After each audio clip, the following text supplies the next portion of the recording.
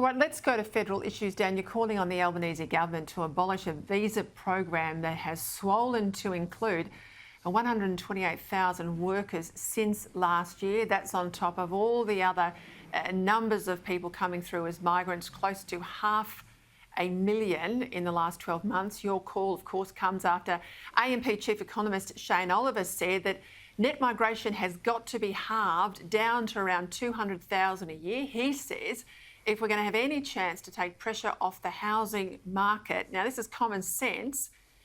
It's something now, too, we know a majority of Australians support. Why on earth, then, is Labor spending billions and billions of money we don't have? It's all borrowed money on housing. At the same time, on our borders, it's open slather.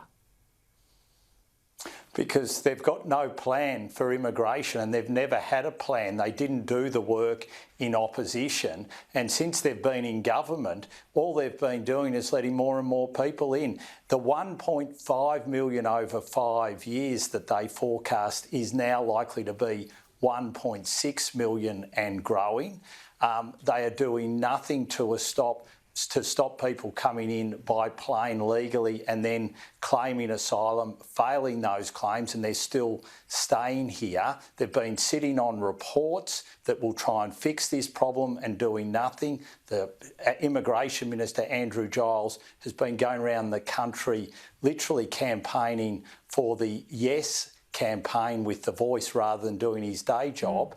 And like always happens, Peter, and you know this, Labor is making a complete mess of immigration in this country. Well, I said I'd give you, my viewers, a bit of a snippet of a great speech today by known campaigner Warren Mundine at the National Press Club. He rubbished in the speech the Yes campaign's claim that the Voice will lead us towards reconciliation. Have a listen. The Uluru Statement couldn't be further from the idea of reconciliation. The full manifesto is steeped in grievance.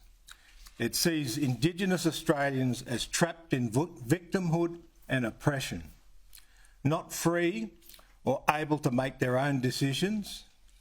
Self-determination is an unrealised aspiration. This is a lie. All right, we're down at the business end of this referendum campaign now, Dan. What's the sentiment you're hearing out there as you get around to communities, migrant communities in particular, and discuss this Voice?